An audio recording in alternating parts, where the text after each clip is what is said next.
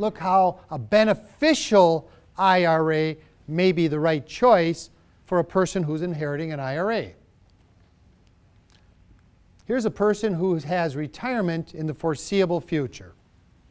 They inherit some money, and the amount of the distribution in the first year is $10,246. Now the tax super sheet uses an estimated rate of return and recalculates it each year. Obviously, it's got to be figured out each year exactly, but for projecting forward, we can do this. And this line right here is the amount of the distributions for this 5-year scenario. They've inherited the money the year before. They're taking distributions at age 61. Is that reasonable to inherit at age 61? Of course it is. People are living longer and longer and longer. 60, and by the way, we get that middle group is both inheriting and leaving. It's both ways, right?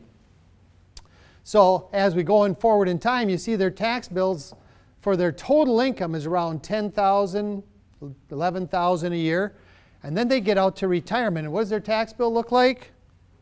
Combined state and federal tax is now $1,000 a year. If they took the lump sum option and took it all out during the 5 years, they'd pay tax, a tremendous amount of tax. By waiting until the future and letting it continue into retirement, really changes their picture. Now, can they have a good retirement with $4,000 of taxable income? It seems absurd, doesn't it, to even think that. But remember, that's what's the language of the IRS. It's not what's really the definition based on what you understand. It's the way the IRS says. This family had roughly $30,000 of Social Security, roughly $12,000 of pension, already putting them at $42,000, another $12,000 distribution, about $55,000 of total cash flow with a $1,000 tax bill. You can live a pretty decent life. If many people can, they can retire well on that much money.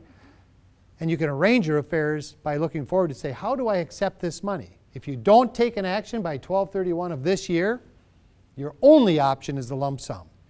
You have to be proactive and you have to take action to use beneficial form. So then they're taking money for the rest of their life. And you remember that chart earlier? Taking the required minimum distribution will continue to grow, assuming there's some growth. And at some point it'll taper off so that at a way late in their lifetime, around 100 or more or less years old, the account is broke. Then what are they going to do, right?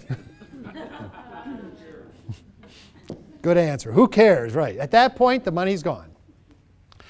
Just so you know, just because you have to take it out doesn't mean you have to spend it. Just so you know. You get to keep it. It's your money. Just have to report it.